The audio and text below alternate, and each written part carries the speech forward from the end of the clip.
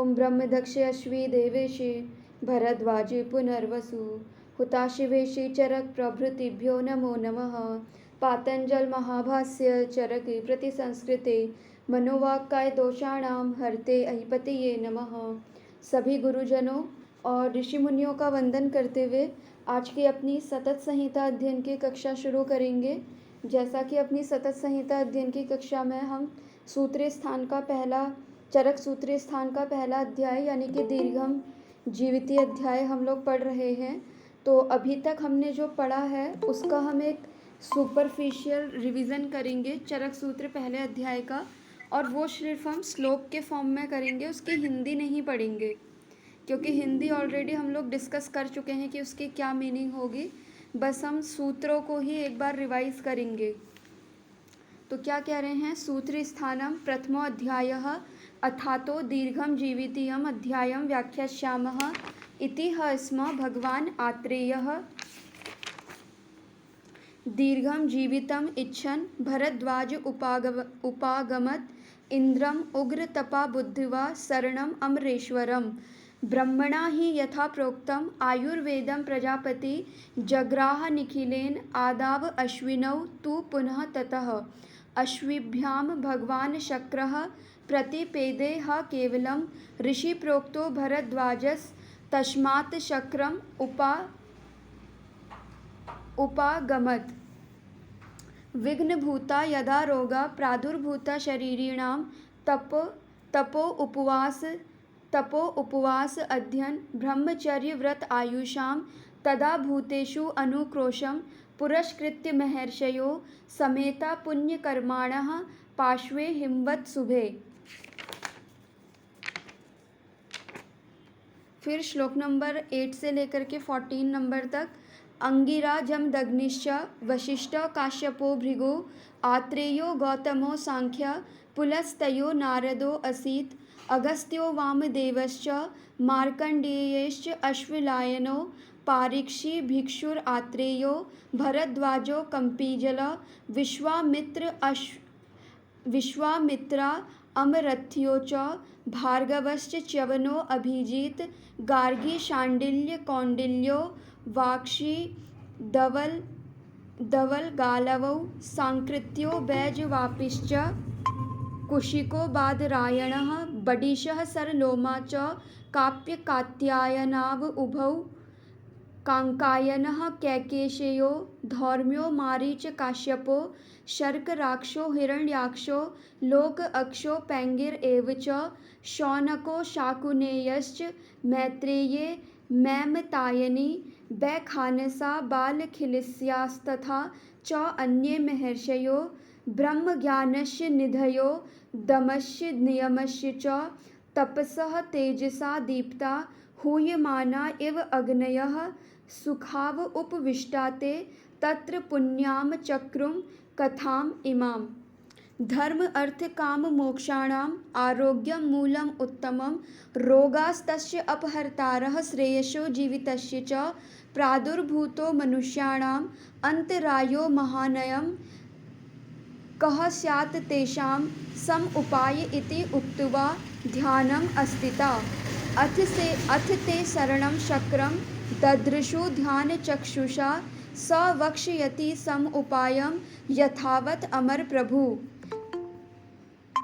कः सहस्त्र अक्ष भवनं गच्छेत् प्रष्टुं सचीपतिम् अहम अर्थे नियुज्येयम् अत्र इति प्रथमं वचः भरद्वाजो अब्रवीत् तस्मात् ऋषिभिः स नियोजितः स शक्र भवनं गत्वा सुऋषिगणमध्यगं ददर्श बलहन्तारं दीप्यमानम् इव अनलं सोऽभिगम्य जयसि अभिनन्द्य सुरेश्वरं प्रोवाच विनयात् धीमान् ऋषीणां वाक्यम् उत्तमं व्याधयो हि सम उत्पन्ना सर्वप्राणी भयंकरा तद ब्रूहि मे सम उपायम यथावत अमर प्रभो।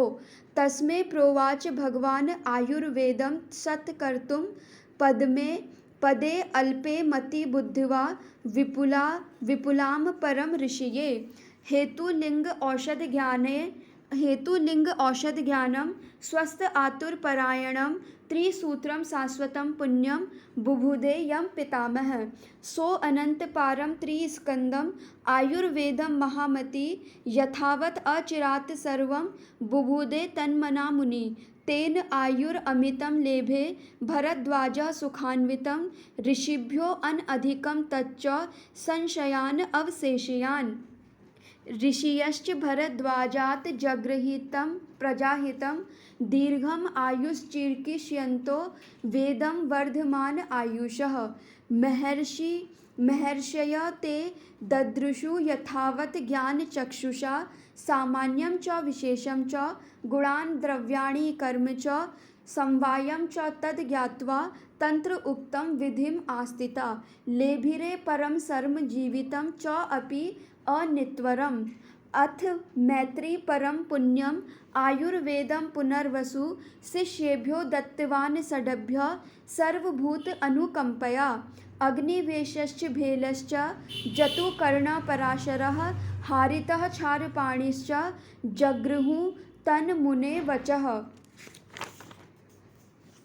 बुद्धे विशेषः तत्र आसीन न उपदेशान्तरं मुने तंत्रस्य कर्ता प्रथमम् अग्निवेशो यतो अभवत् अथ भेल आदयश्च चक्रु स्वस्वतन्त्रं कृतानि च श्राव्याम् आसुर आत्रेयं सर्षि संग सुमेधसा श्रुत्वा सूत्रणम् अर्थानां ऋषयः पुण्यकर्मणां यथावत् सूत्रितम् इति प्रहृष्टा त अनुमेनिरे सर्वम् एवा तु ताश्च सर्वभूतहितैषिणः साधुं भूतेषु अनुक्रोशम् इति उच्चे अब्रुवन् समं तं पुण्यं सश्रुवं शब्दं दिवि देवर्षयो स्थिता सामरा परम ऋषीणां श्रुत्वा मुमुदिरे परम् आहो साध्वी इति निर्घोषः लोका त्रिनत्वादानियत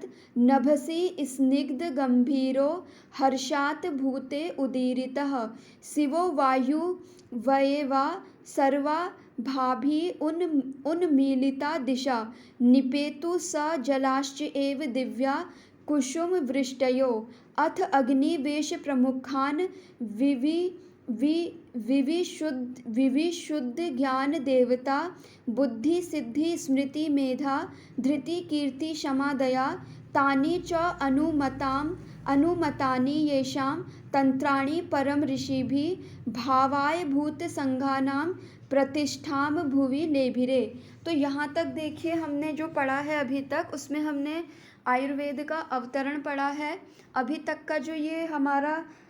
तक का हमारा जो ये अधिकरण चल रहा था वो आयुर्वेद अधिकरण के ऊपर था कि किस तरीके से आयुर्वेद जो है वो स्थापित हुआ है, कैसे उसके ग्रंथ लिखे गए हैं। तो अब श्लोक नंबर 41 से आज हम पढ़ना स्टार्ट करेंगे। आप लोगों को भी खुद से कोशिश करनी है कि डेली आप क्या करें कि संस्कृत के सूत्रों को ऐसे पढ़ें और कोशिश करें कि सूत्र पढ़ने से ही आपके माइंड में जो है वो हिंदी जो है वो क्लियर हो जाए, और वो अभी नहीं होगा, वो धीरे धीरे करके ही होगा। ठीक है, तो बस आपको क्या करना है, डेली का पारायण करते जाना है। पारायण के देखिए अलग अलग तरीके के सबके अपने अपने पॉइंट्स रहते हैं पारायण को लेकर के। कुछ लोगों का मानना ये है कि पारायण हमें कैसे करना है कि हमने संहिता उठाई, जो रेड वाली संहिता होती है जिसमें कि पूरी की पूरी संस्कृत में होती है, हिंदी उसमें बिल्कुल नहीं होती है, वो हमें शुरुआत से लेकर के अंत तक पढ़नी होती है बिना कुछ विचार करे हुए। ठीक है, बिना कुछ विचार करे हुए से मेरा मतलब ये है कि जैसे कि अभी मैंने पारायण करा उसमें मैंने आपके संग कुछ भी डिस्कस नहीं करा कि इस श्लोक में ये बताया गया है, ये इसके टीका है। तो एक तो पारायण करने का तरीका ये होता है कि आप पारायण करना शुरू करें फर्स्ट पेज से। ठीक है, उसमें आपको इंडेक्स भी पूरी कवर करनी होती है, आप पूरा उसको कवर करते हुए चलें। आपके माइंड में कुछ नहीं चलना चाहिए उस टाइम पे। ठीक है, आपको ये नहीं सोचना है कि यहाँ पे इस शब्द की मीनिंग क्या होगी, यहाँ पे ये शब्द बोला गया है तो क्यों बोला गया है। ठीक है, एक पारायण का तरीका ये होता है कि आप श्रद्धा भाव से सिर्फ क्या कर रहे हैं, संहिताओं के जो सूत्र हैं उनको आप बस गो थ्रू कर रहे हैं। जैसे अगर श्लोक नंबर 41 से अगर मैं आपको करके बताऊं तो जो पारायण करने का तरीका है वो ये है कि जैसे कि नीचे उसमें टीका भी उसकी दी हुई है, लेकिन हमें क्या करना होता है, हमें सिर्फ ऊपर के श्लोक पढ़ने होते हैं। जैसे हित अहितम सुखम दुखम आयुस्तस्य हित अहितम मानम च तच्च यत्र उक्तम आयुर्वेद स उच्यते। ठीक है, इतना हमने पढ़ा। इसके ऊपर हमें कुछ सोच विचार करना नहीं है, सिर्फ हमें इतना पढ़ के आगे के श्लोक में चले जाना है। ना हमें उसकी टीका देखनी है, ना हमें उसकी हिंदी मीनिंग देखनी है।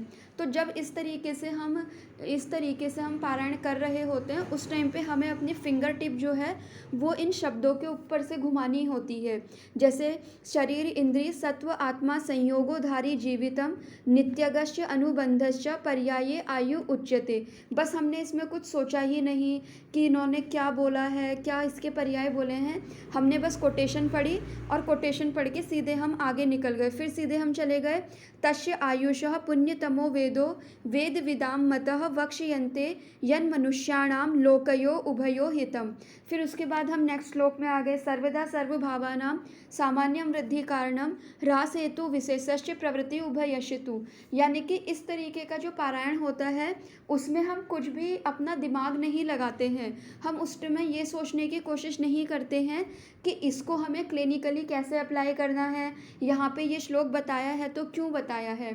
ठीक है, तो एक तो होता है पारायण का तरीका ये, और एक दूसरा तरीका ये होता है कि हम पारायण कैसे करें। मान लीजिए हमने आयुर्वेद के अवतरण तक 40 नंबर तक पूरे श्लोक हमने पढ़ लिए हैं, तो हमारा रिवीजन क्या होना चाहिए कि डेली हमने जितना पढ़ा है उसको हम सूत्र फॉर्म में तो देखें ही, उसका श्लोक फॉर्म तो हम देखें ही, साथ में हम उसकी हिंदी भी देखें, उसकी टीका भी देखें। एक पारायण का तरीका ये होता है। और जो इससे पहले वाला पारायण का तरीका मैंने आपको बताया, उसमें क्या है कि आपको कुछ नहीं सोचना है, उसको आपको सिर्फ चैप्टर्स आपको अपने कंप्लीट करते जाने होते हैं, और उसका जो तरीका होता है वो बिल्कुल अलग रहता है। ठीक है, जैसे कि सिंपल वो वाला जो पारायण होता है जो मैं आपको बता रही हूँ, जिसमें हमें कुछ भी सोचना समझना नहीं होता है, उसमें क्या होता है, जैसे कि आप लोगों ने हनुमान चालीसा पढ़ी होगी या फिर आपने अपने कोई भी धर्म ग्रंथ पढ़े होंगे, तो हम लोग क्या करते हैं उसमें ज़्यादा दिमाग नहीं लगाते हैं ना। हमने जैसे हनुमान चालीसा हमने पढ़ी कि जय हनुमान ज्ञान गुण सागर, हम उसकी मीनिंग देखने तो वहाँ पे नहीं बैठते हैं कि इसकी मीनिंग क्या कही गई है, इसकी प्रैक्टिकल क्या एप्लीकेशन है। तो ठीक उसी तरीके से ये वाला पारायण होता है जिसमें कि हमें सोचना कुछ नहीं है, बस हमें संहिताओं के सूत्रों को पढ़ते हुए जाना है। और पढ़ना भी कैसे है कि एक आत्मीय भाव से, आत्मीय भाव यानी कि उस पर हमारी एक श्रद्धा भाव से हमें उसे पढ़ना है और पढ़ करके बस ख़त्म कर देना है। ठीक है, और इसमें ऐसा ज़रूरी नहीं है कि आपको एक दिन में ही ख़त्म करना है, 2 दिन में करना है, 1 महीने में ख़त्म करना है। बस इसमें क्या होता है कि इसके हमें पारायण करने के साथ साथ हमें प्रार्थना भी करनी होती है। ठीक है, ये टॉपिक से वैसे थोड़ा हट रहा है, ये हमारा आज का टॉपिक था नहीं, लेकिन जब बात चली है तो मैं बता देती हूँ पारायण, क्योंकि उसके कई सारे बेनिफिट्स हैं पारायण करने के। आप लोगों ने देखा भी होगा कि बहुत सारे लोग अपने नाम के आगे से पारायणी वैद्य लिखते हैं।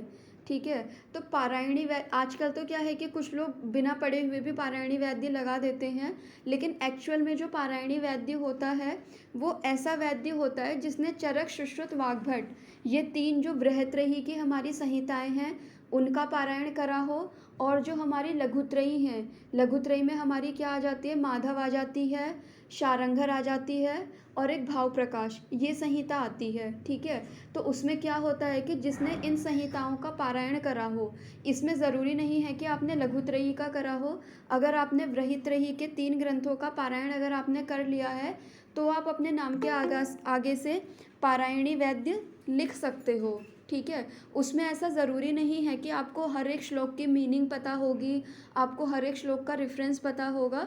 बस आपने क्या है कि उन पूरी संहिताओं को एक बार क्या करा है, गो थ्रू करा है। ठीक है, जैसे सिंपली मैंने आपको हनुमान चालीसा की बात कही, या फिर हमारे रामायण जो है उसकी बात अगर हम करें, या फिर जो दूसरे रिलीजन में जैसे गुरु ग्रंथ साहिब उनका ग्रंथ होता है, या फिर कुरान होती है, तो वो उन लोगों ने पढ़ी होती है, लेकिन उसकी अगर हम एक एक शब्द की मीनिंग उनसे पूछने लग जाएं तो हर किसी को पता थोड़ा ना होती है उसकी मीनिंग।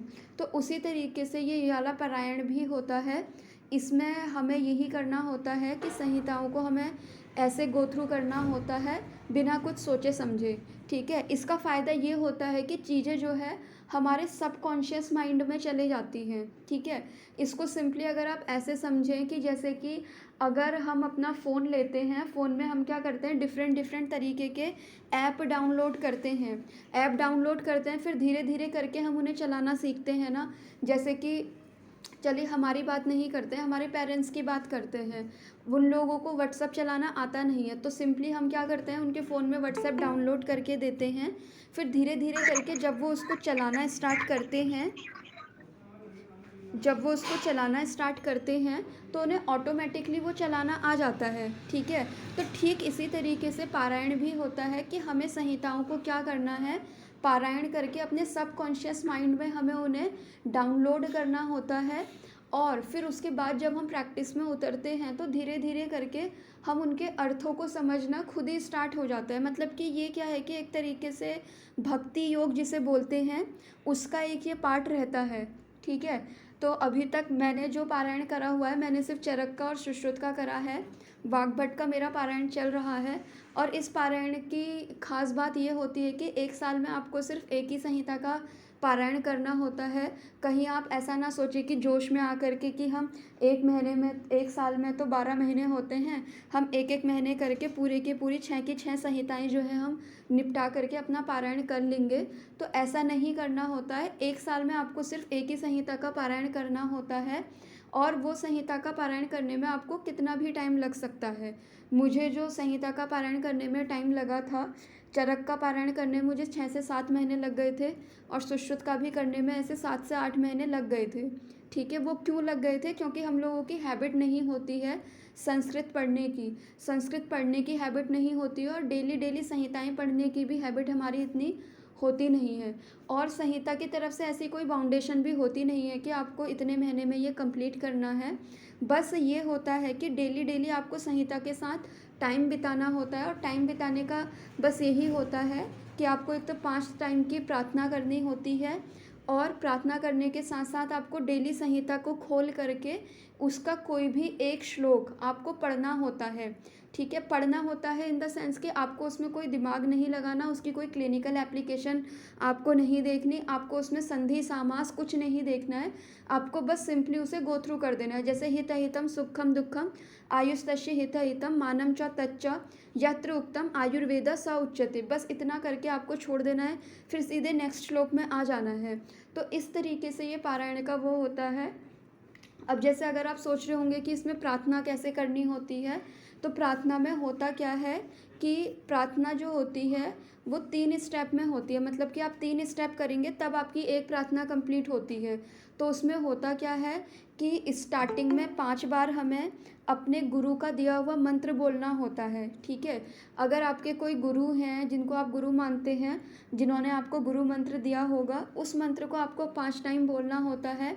अगर आपका कोई गुरु नहीं है तो सिंपली आपको संहिता को अपना गुरु मान करके आप जिस भी भगवान को मानते हैं उसका कोई आप एक छोटा सा मंत्र ले सकते हैं। जैसे कि अगर कोई कृष्ण भगवान को मानता है तो वो उनका वो मंत्र ले सकता है, ठीक है। जैसे कि हरे कृष्ण कृष्ण कृष्ण हरे हरे, इस टाइप का जो मंत्र होता है उनका। अगर कोई शिव भगवान को मानता है तो वो शिव भगवान का कोई मंत्र ले सकता है जो कि सिद्ध हो, जैसे ओम नमः शिवाय वो ले सकता है। या फिर अगर वो भगवान राम को मानता है तो उनसे रिलेटेड वो कोई मंत्र ले सकता है। इसी तरीके से अपने अपने रिलीजन के अकॉर्डिंग हम कोई भी मंत्र वहाँ पे ले सकते हैं या फिर कोई भी कोटेशन ऐसे ले सकते हैं। और उस मंत्र को हमें क्या करना होता है, 5 बार बोलना होता है वो मंत्र। फिर बीच में हमें बोलना होता है ओम ब्रह्म दक्ष अश्वी रुद्र इंद्र भूचंद्र अर्क अनिलः ऋषियो सौ औषधि ग्रामा भूत संघाश्च पांतुते रसायनम इव ऋषिनाम देवानाम अमृतम यथा सुधेव उत्तम नागानाम भैसज्जम इदमस्तुते, ठीक है। ये वाला श्लोक जो है ये आपको चरक कल्प स्थान में मिलेगा या फिर सूत्र स्थान में मिलेगा कहीं, जहाँ पे कि जब हम पेशेंट को वमन या विरेचन ड्रग पिलाते हैं तो भी ये श्लोक बोला जाता है, ठीक है। तो आपने क्या करा, स्टार्टिंग में 5 टाइम आपने अपना मंत्र बोला। वो मंत्र आपका गुरु मंत्र हो सकता है या फिर आपके किसी जिस भी भगवान को आप मानते हैं वो वाला मंत्र हो सकता है। 5 बार आपने वो बोला। एक बार आपको बीच में बोलना है ओम ब्रह्म दक्ष अश्वी वाला मंत्र, फिर आपको फिर से क्या बोलना है, 5 बार अपना जो आपका गुरु मंत्र है या फिर जिस भी भगवान का आपका मंत्र है वो आपको बोलना होता है। तो इस तरीके से आपकी एक प्रार्थना कंप्लीट होती है और आपको पूरे दिन भर में 5 प्रार्थनाएं कंप्लीट करनी होती है। जैसे मुस्लिम कल्चर में होता है ना कि 5 टाइम की नमाज उन्हें पढ़नी होती है, ठीक है, तो उसी तरीके से आपको 5 टाइम ये प्रार्थना करनी होती है। और इसके स्टेप मैंने आपको बता दिए कि स्टार्टिंग में आपका गुरु मंत्र या फिर भगवान जी का मंत्र, बीच में ओम ब्रह्म दक्ष अश्वी वाला, फिर एंड में फिर से यही वाला मंत्र आपका गुरु मंत्र या वो, इस तरीके से एक प्रार्थना आपकी कंप्लीट होती है, ठीक है। तो अगर आप साथ साथ में पारायण भी कर रहे हैं, आपका पारायण ख़त्म हो जाए,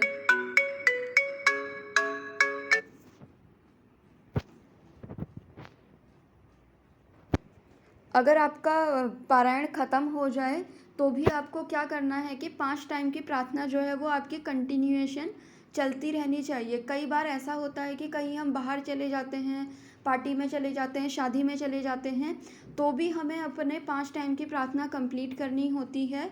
और उस टाइम भी हमें क्या करना होता है, पारायण में अगर हमने पूरा चैप्टर नहीं पढ़ा तो हम सिर्फ श्लोक की 2 लाइन भी पढ़ करके अपना पारायण कर सकते हैं। और अगर आपने श्लोक नहीं भी पढ़ा है तो बस आपको अपनी प्रार्थना करते टाइम संहिता को टच कर लेना है, ठीक है। और साथ ही अगर आप एक पारायणी वैद्य बनते हैं तो आपको संहिता जो है 24 घंटे आपके पास होनी चाहिए। 24 घंटे आपके पास होनी चाहिए इन द सेंस कि अगर आप प्रैक्टिस करते हैं, अपने क्लिनिक में जा रहे हैं, तो आपके पास आपकी संहिता होनी चाहिए। आप कहीं दूर के सफ़र में जा रहे हैं, एक शहर से दूसरे शहर ट्रैवल कर रहे हैं, तो आपके पास आपकी वो संहिता होनी चाहिए। अब वो आपकी मर्ज़ी है, आप चाहे अपने पास चरक रखें, सुश्रुत रखें, वाग्भट रखें, हर किसी का किसी न किसी संहिता के साथ एक बॉन्ड होता है, तो वो उसके अकॉर्डिंग अपने पास संहिता रखता है। जैसे कि कुछ लोग जो हैं सुश्रुत संहिता रखते हैं, कुछ लोग चरक संहिता रखते हैं अपने पास, कुछ लोग वाग्भट रखते हैं। तो पारायण का एक ये वाला तरीका रहता है, ठीक है। और इसमें भी इसका बेनिफिट ये रहता है कि एक तो आपको पूरी संहिता की नॉलेज एक सुपरफिशियली मिल जाती है। सुपरफिशियली मिल जाती है इन द सेंस कि भले ही आप चीज़ों को समझ करके नहीं पढ़ रहे हैं, लेकिन फिर भी आपके सबकॉन्शियस माइंड में चीज़ें जो है ना वो बैठते जाती हैं, ठीक है, वो बैठते जाती हैं। और इसका बेनिफिट ये होता है कि जब आप प्रैक्टिस में उतरते हैं और आपके सामने कोई पेशेंट आ जाता है और आप उसे मेडिसिन लिख करके दे देंगे ना, और घर आ करके आप चेक करेंगे कि मैंने पेशेंट को मेडिसिन ठीक दी है कि नहीं दी है, तो आप देखिएगा कि आपने बिना कुछ सोचे समझे भी उसे मेडिसिन जो दी होगी वो बिल्कुल एक्यूरेट होगी उसके लिए। तो पारायण करने का बस ये बेनिफिट होता है कि हमारे अंदर एक स्पिरिचुअल पावर कह लें या फिर लोगों को हील करने की एक जो एबिलिटी होती है वो इन्हेंस हो जाती है इस पारायण को करने से, ठीक है। लेकिन ये है कि पारायण करने में आपका मन अच्छा होना चाहिए। ऐसा नहीं होना चाहिए कि आप मन में दूसरों के प्रति द्वेष रख रहे हैं, लोगों से ईर्ष्या कर रहे हैं और आप पारायण करे जा रहे हैं। और दूसरा ये है कि इसमें हमें इस चीज़ का भी ध्यान रखना होता है कि इसको हमें धर्म से कभी भी जोड़ करके नहीं देखना है कि हाँ कि हिंदू धर्म से हम इसे कोरिलेट कर लें या फिर मुस्लिम धर्म से इसे कोरिलेट कर लें। धर्म से परे होकर के हमें ये चीज़ें करनी होती हैं, क्योंकि हम सभी का एक धर्म है, वो है चिकित्सा करने का धर्म, ठीक है। तो हमें उन सब चीज़ों से बियॉन्ड जा कर के ये पारायण करना होता है। और जैसे फीमेल्स के साथ कई बार प्रॉब्लम रहती है कि मेंसेस हो रहे हैं, तो हमें उस टाइम पे पारायण करना है कि नहीं करना है, तो उस टाइम पे भी हमें पारायण करना होता है। क्योंकि पारायण जो है वो एक धर्म को लेकर के नहीं है, वो ना एक भगवान की पूजा पाठ से रिलेटेड है, वो बस एक तरीका है संहिताओं को आत्मसात करने का और अपना एक डेडिकेशन उन्हें दिखाने का, एक ग्रेटिट्यूड करने का उन्हें। इस तरीके सा एक तरीका है बस कि संहिता ने हमें इस काबिल बनाया है कि हम लोगों की सेवा कर पा रहे हैं या फिर हम लोगों को एक अच्छा ट्रीटमेंट दे पा रहे हैं। तो बस संहिता के लिए एक हमारे तरफ से एक ग्रैटिट्यूड ही है कि हम पारायण कर रहे हैं, ठीक है। और रही बात कि हमें पूरे दिन भर में कितने बार पारायण करना होता है, दिन भर में आपको सिर्फ एक बार पारायण करना होता है। वो आप कभी भी कर सकते हैं, आप चाहे अपने क्लिनिक में करें, आप चाहे अपने रूम में करें, आप कभी भी करें। बस आपको ये ध्यान रखना है कि आपकी 5 प्रार्थनाएं कंप्लीट होनी ज़रूरी है, ठीक है। कई बार ऐसा रहता है कि हम पूरे दिन भर में 5 प्रार्थनाएं कब कंप्लीट करें, तो इसका सलूशन भी बताया था सर ने। मैं ये जो आपको सारी चीज़ें बता रही हूँ, ये संजय भोई सर हैं, जो आपने ग्रुप में भी देखा होगा कि मैंने ग्रुप के डिस्क्रिप्शन में भी डाला हुआ है कि मेरी सतत संहिता अध्ययन की प्रेरणा जो है वो कौन कौन से गुरुजन हैं, तो उसमें संजय भोई सर का नाम भी है। तो ये जो पारायण का जो कॉन्सेप्ट है, ये संजय भोई सर का ही है। ये उनको भी उनके गुरु जो तपन सर हैं उनके थ्रू मिला हुआ है। तो और मुझे जो मिला हुआ है वो संजय भोई सर के थ्रू ही मुझे इसका पता चला था, और वो भी सोशल मीडिया के थ्रू ही। तो उसमें कई बार ऐसा रहता है कि हम 5 टाइम की प्रार्थना कैसे कंप्लीट करें। तो 5 टाइम की प्रार्थना कंप्लीट करने का सलूशन सिर्फ ये है, जैसे कि अगर आप क्लिनिक जाते हैं अपने, या फिर आप अपने वर्किंग प्लेस पे जाते हैं, आप ऑफिस जाते हैं, कहीं भी जाते हैं, या फिर आप कोई मेडिकल फील्ड से हैं, तो भी आप अपने क्लिनिक पे तो जाते ही होंगे जहाँ भी आपकी ड्यूटी रहती है। तो आपको क्या करना है, जब आपने अपने ऑफिस में एंटर करा उस टाइम पे आप एक प्रार्थना कर सकते हैं। जब आप अपने ऑफिस से वापस आ रहे हैं, या फिर जब आप अपने क्लिनिक में एंट्री कर रहे हैं और एग्ज़िट कर रहे हैं, तो उस टाइम पे आपकी 2 प्रार्थनाएं हो जाएंगी, ठीक है। 2 प्रार्थनाएं आपकी ऐसे कंप्लीट हो सकती हैं। फिर 2 प्रार्थनाएं आपकी कैसे कंप्लीट हो सकती हैं, मान लीजिए आपने पारायण स्टार्ट करा है, तो पारायण करने से पहले हमें संहिता को प्रणाम करना होता है, तो उस टाइम पे आप वो प्रार्थना कर सकते हैं।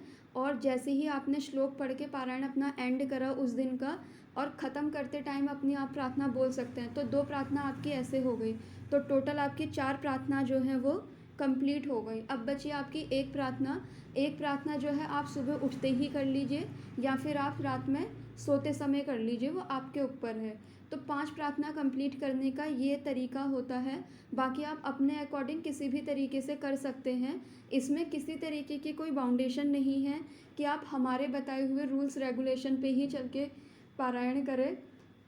सबका अपना अपना तरीका हो सकता है, लेकिन हमारा जो तरीका है पारायण का वो यही है। और इसमें एक बात विशेष ध्यान रखनी होती है आपको कि 1 साल में सिर्फ एक ही संहिता का पारायण होना है। भले ही आप पढ़ने को तीनों संहिताएं पढ़ें, लेकिन पारायण आपको सिर्फ किसी एक ही संहिता का करना होता है। तो इस चीज़ का आपको ध्यान रखना होता है। और इसके बहुत सारे बेनिफिट होते हैं, ये मैंने खुद एक्सपीरियंस करा हुआ है, ठीक है। कई लोगों को ये चीज़ें जो लगती हैं बहुत मजाकिया भी लगती हैं, और कुछ लोगों को ये भी लगता है कि मतलब ये एक तरीके से दिखावा करा जा रहा है संहिता को लेकर के। तो लेकिन कहने वाले तो देखिए कुछ भी कहेंगे, लेकिन आपको खुद से क्या फ़ील होता है वो ज़्यादा मैटर करता है। अगर आपको पारायण करके खुशी मिलती है तो आप करिए। अगर आपको लगता है कि नहीं ये सिर्फ एक ढकोसलेबाजी है, ढोंग है, तो आप उसको अवॉइड भी कर सकते हैं। किसी के लिए कोई बाउंडेशन नहीं है कि वो पारायण करे ही करे। तो हम लोग का जो तरीका है पारायण का, हमारा तो ये है। और दूसरे लोगों का पारायण का तरीका ये होता है कि हमें पूरा समझ करके ही पारायण करना है। तो सबके अलग अलग तरीके हैं, आप किसी भी तरीके से कर सकते हैं। प्रार्थना में देखिए ऐसा होता है कि इस प्रार्थना में ये होता है कि स्टार्टिंग में हमें 5 बार अपने गुरु का मंत्र बोलना होता है। अगर हमारे पास कोई गुरु मंत्र नहीं है, तो संहिता को अपना गुरु मानते हुए संहिता को अपना गुरु मानते हुए किसी भी भगवान का कोई भी सिद्ध मंत्र हम ले सकते हैं। तो हमें क्या करना है, 5 टाइम वो मंत्र बोलना है। बीच में ओम ब्रह्म दक्ष अश्वी रुद्र इंद्र भूत चंद्र अर्क अनिलः ऋषियों सो औषधि ग्रामा भूत संघाष्य पांतुते रसायनम इव ऋषिनाम देवानाम अमृतम यथा सुदेव उत्तम नागानाम भैसज्यम इदमस्तुते।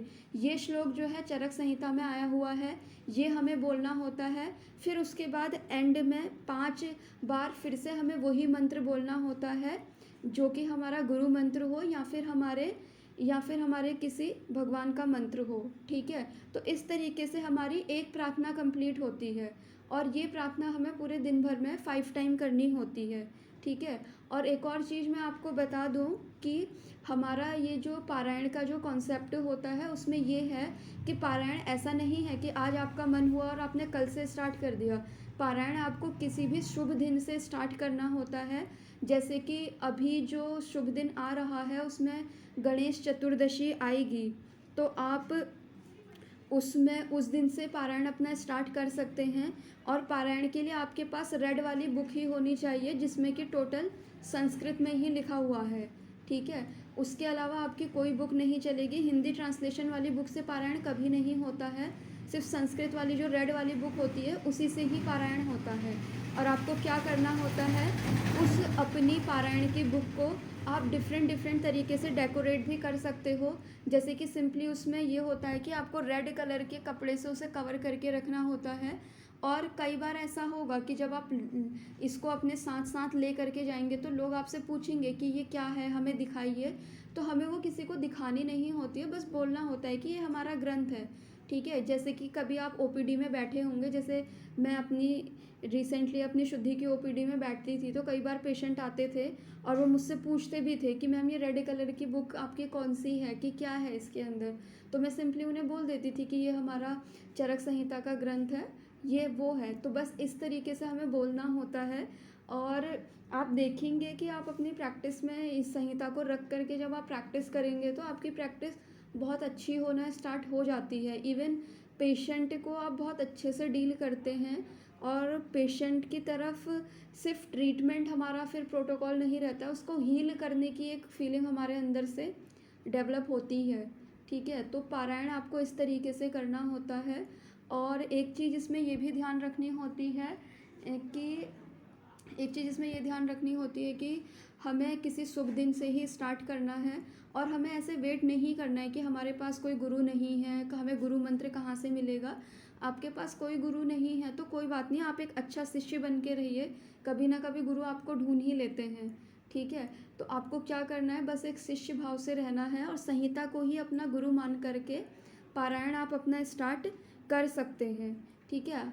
जैसे कि मैम बता रही हैं कि हमारी स्पिरिचुअल पावर इससे इन्हेंस होती है और ऐसा होता भी है, ठीक है। बाकी पारायण करने का हमारा जो एक तरीका रहता है उसमें ये भी है कि जैसे कि बहुत सारी चीज़ें हमारी होती हैं, जैसे कि कई हमारी मन की इच्छाएं होती है जो हम चाहते हैं कि पूरी हो, ठीक है। तो वो हमें क्या करना होता है, पारायण करने से पहले एक पेपर में नोट डाउन करनी होती है कि क्या हमारी कामनाएं हैं। जैसे कि कुछ लोगों की कामनाएं ये हो सकती हैं कि मैं आगे चल के अपना आयुर्वेद का कुछ इनफर्टिलिटी से रिलेटेड कोई अपना बहुत बड़ा सेंटर खोलूँ।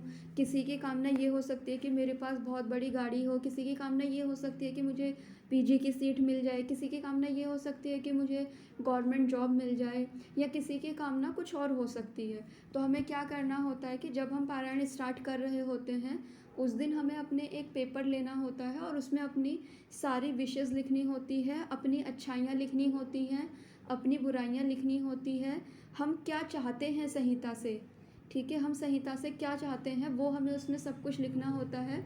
और आप बिलीव नहीं करोगे कि आपका पारायण कंप्लीट नहीं होगा, आपको धीरे धीरे करके ना सारी चीज़ें आपको मिलना स्टार्ट हो जाएंगी, जो भी चीज़ें आपने उनसे मांगी होगी। फिर चाहे वो आपकी पर्सनल लाइफ से रिलेटेड हो, प्रोफेशनल लाइफ से रिलेटेड हो, लव लाइफ से रिलेटेड हो, या फिर किसी भी लाइफ से रिलेटेड हो। तो ये एक मेरा खुद का एक्सपीरियंस है पारायण को लेकर के। आप चाहें तो पारायण अपना स्टार्ट कर सकते हैं, वरना ऐसे कोई ज़बरदस्ती भी नहीं है कि आपको पारायण करना ही करना है। अगर किसी की कोई क्वेरी है तो वो पूछ लीजिए, आज का तो पूरा सेशन इसी में ही निकल गया है।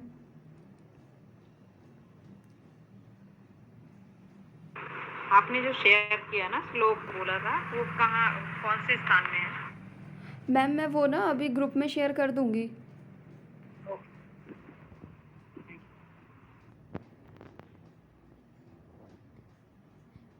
पारायण जो है वो कब एंड होगा वो देखिए, वो डिपेंड नहीं करता है कि कब एंड हो, वो डिपेंड करता है कि हम कितने कितने दिन कौन कौन, मतलब कि एक दिन में हम कितने श्लोक कवर अप कर रहे हैं। और हमारा मतलब हमारा जो पारायण करने का तरीका है उसमें ये होता है कि हमें खुद से पढ़ना होता है, हम ऐसे ग्रुप में नहीं पढ़ते हैं उसे। ये है कि आपको खुद से ही पढ़ना होता है, वो आपका है। कुछ लोग होते हैं 3-4 महीने में कंप्लीट कर लेते हैं अपना पारायण, कुछ का होते हैं कि 8-9 महीने में कंप्लीट करते हैं, कोई बाउंडेशन नहीं है उसकी। और किसी के कोई क्वेश्चन हो इसके रिगार्डिंग? मैम पूरी संहिता जिसका पारायण करना है वो हमें मतलब खत्म करना है ना, जो रेड बुक आपने बताई? जी यस मैम। जैसे कि अगर आप चरक लेते हैं तो चरक का आपको क्या करना है कि स्टार्टिंग पेज जो रहता है ना, इवन उसका जो बाहर का फ्रंट कवर होता है, हमें वहाँ से पढ़ना स्टार्ट करना होता है। और उसमें जितनी चीज़ें लिखी हुई हैं, कुछ कुछ चीज़ें उसमें से हटानी होती हैं, जैसे कि उसमें जो प्रिंटिंग वाला लिखा होता है वो हमें नहीं पढ़ना होता है, बाकी की हमें सारी चीज़ें पढ़नी होती है। और नीचे टीका की जो एक्सप्लेनेशन है वो नहीं पढ़नी होती है। जी। अगर मैं इसका कैमरा एक बार ऑन करके देखती हूँ, अगर होता है तो फिर मैं आपको दिखा दूँगी बुक में कि किस तरीके से होता है ये। तो ये देखिए, जैसे कि ये मेरी चरक संहिता है, इसे मैंने पूरा कवर करा हुआ है। तो हम जैसे कि इसे खोलेंगे तो यहाँ पे ये फ्रंट पेज जो है ये आपको पढ़ना होता है, ठीक है। इसमें चौखंबा ओरिएंटेलिया ये नहीं पढ़ना होता है। फिर इसमें आपको पीछे के ये जो पेज हैं ये आपको नहीं पढ़ने हैं। फिर आपको सीधे ये वाला जो पार्ट इसमें दिखाया हुआ है वो आपको पढ़ना है, ठीक है। इसमें आपने देखा होगा कि ये जहाँ मेरी फिंगर है ये वाले सेंटेंस आपको नहीं पढ़ने होते हैं, ठीक है। फिर ऐसे करते हुए आप दूसरे पेज में जाएंगे। फिर ये जो लाइन के नीचे वाला पार्ट है ये आपको नहीं पढ़ना होता है। इसी तरीके से इसमें भी लाइन से ऊपर वाला जो पार्ट है वही आपको पढ़ना है। ये ख़त्म करेंगे आप, तो जब आपके ये वाले पन्ने ख़त्म हो जाएंगे फिर उसके बाद आप ये सब कुछ ख़त्म करके आप पहुँचेंगे इसकी विषय अनुक्रमणिका यानी कि इंडेक्स में। इंडेक्स में आपको क्या करना है, ये पढ़ना है सूत्र स्थानम दीर्घम जीवितयम अध्याय। ये नंबरिंग नहीं पढ़नी है, अंदर जो लिखा गया है वो आपको पढ़ना होता है। फिर आपने ये पूरा कंप्लीट करा, इसकी इंडेक्स आपने कंप्लीट करी। फिर इंडेक्स जैसे ही आप इसकी कंप्लीट कर लोगे, जब आप इसकी इंडेक्स कंप्लीट कर लेंगे फिर उसके बाद आपका फर्स्ट चैप्टर स्टार्ट होगा। देखिए इसकी इंडेक्स ही इतनी बड़ी है कि इंडेक्स का ही पारायण करने में आपको लंबा टाइम लग जाएगा। तो यहाँ जा कर के इसकी इंडेक्स ये ख़त्म होगी। फिर आपको ये जो नाम आए हुए हैं ये आपको कुछ नहीं पढ़ने हैं। फिर सीधे ये भी आपको कुछ नहीं पढ़ना होता है। फिर सीधे आप फर्स्ट चैप्टर में आ जाएंगे। फर्स्ट चैप्टर में जैसे आपने पढ़ा श्री चरक संहिता श्री चक्रपाणि दत्त विरचितया आयुर्वेद दीपिक व्याख्या संवलिता सूत्र स्थानम प्रथमो अध्यायः अथातो दीर्घम जीवितयम अध्यायम व्याख्या श्यामः। बस इतना पढ़ के आपको छोड़ देना है, आपको नीचे की कोई टीका नहीं पढ़नी है। फिर सीधे आप यहाँ आ जाएंगे इतिह स्म भगवान आत्रेय। जैसे मैं फिंगर्स टच करते हुए पढ़ रही हूँ ना, वैसे ही आपको पढ़ना होता है। अब जैसे कि हम पढ़ेंगे दीर्घम जीवितम इच्छन भरद्वाज उपागमत इंद्रम उग्र तपा बुद्धिवा शरणम अमरेश्वरम। बस इतना पढ़ा। पीछे जो इसकी इतनी बड़ी टीका एक्सप्लेनेशन दी है वो हमें कुछ नहीं पढ़नी होती है। तो इस तरीके से हमें पूरी संहिता का पारायण जो है वो करना होता है। तो इस तरीके से करते करते जब हम पूरा लास्ट में पहुंचते हैं तो तब जा कर के हमारा पारायण जो है वो कंप्लीट माना जाता है। और किसी की कोई क्वेरी है अभी इसके रिगार्डिंग तो पूछ लीजिए।